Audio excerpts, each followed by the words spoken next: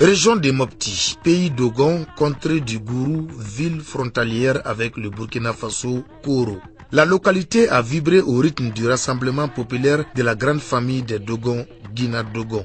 C'était à la faveur des journées culturelles Dogon, signe du dynamisme de la culture Dogon. Quand le peuple vient au rendez-vous, c'est un facteur fédératif.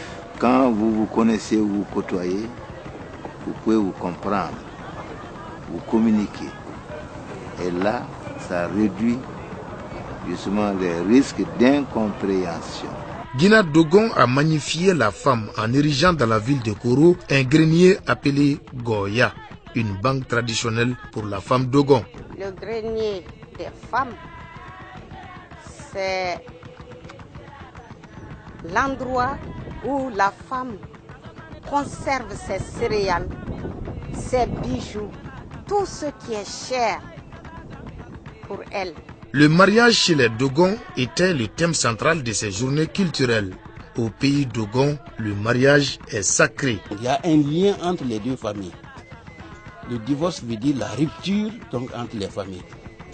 Et on ne veut pas qu'il y ait rupture, n'est-ce pas, entre les familles. Et on dit que la femme n'est pas un objet à vendre. Donc quand tu donnes la dot là, c'est comme si tu l'as payé. Donc il n'y a pas de dot chez les Dogon. Le festival Guina Dogon, c'est aussi le rendez-vous avec les jeux. C'est ainsi qu'un tournant du jeu Sikoro a été organisé. Objectif, promouvoir ces jeux traditionnels. Nous pensons que c'est un jeu d'intelligence, comme le jeu d'échecs et le jeu de cartes. Ce jeu, nous pensons que si nous le vulgarisons, même au niveau de l'école, ça peut beaucoup aider les enfants. Quand vous allez sur le Tebouna, les trous là sont creusés dans la pierre. Et ils jouent régulièrement là-bas. 3 grandes conférences débats ont marqué la rencontre de Koro. Une première sur le rôle et place des jeunes dans la préservation de la paix et dans la lutte contre l'extrémisme violent. Une deuxième sur la vie et les œuvres d'Abiré Goro. Et une troisième sur le symbolisme des prénoms dans la société traditionnelle Dogon. Autrefois, le nouveau-né Dogon était baptisé le jour du 7e marché après sa naissance. Chez les Dogon, le nom de baptême n'est pas choisi au hasard, mais en fonction soit des circonstances et même du lieu de naissance de l'enfant, soit en fonction de la situation familiale, soit de la situation sociale de l'enfant, etc. C'est pour cette raison qu'il y a une multitude de noms de baptême avec des sens variés. L'innovation majeure au cours de ces rendez-vous de Koro fut à coup sûr la promotion du vestimentaire Dogon. En effet, le sponsor principal du festival Guina Dogon, la fondation Toguna Agro-Industrie, s'est investi pour le port maximum des tenues traditionnelles. Il a été retenu pour, dans le cadre de ce festival, que les invités qui viennent soient reçus avec des habits traditionnels. C'est une chose intéressante, ça donne de l'envergure au festival et ça permet aussi de donner du travail aux artisans. En termes de mobilisation, le rendez-vous de Koro a battu tous les records. Les Dogons sont venus du Mali et d'ailleurs, à l'image de l'antenne Guina Dogon de la Côte d'Ivoire avec ses 70 participants.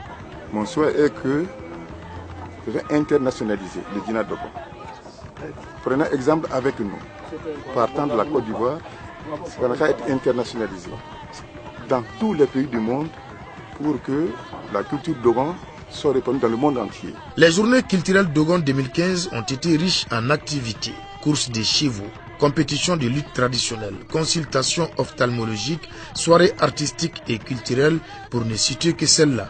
Les participants apprécient à juste titre ces voyages dans l'univers fascinant Dogon. Notre pays est une mosaïque d'ethnies, de cultures, de traditions qui sont toutes aussi riches les unes que les autres et qui méritent toutes d'être soutenues, protégées et promues, comme le veut Guina Dogon pour ce qui concerne la culture Dogon. Donc vraiment, c'est beaucoup de satisfaction.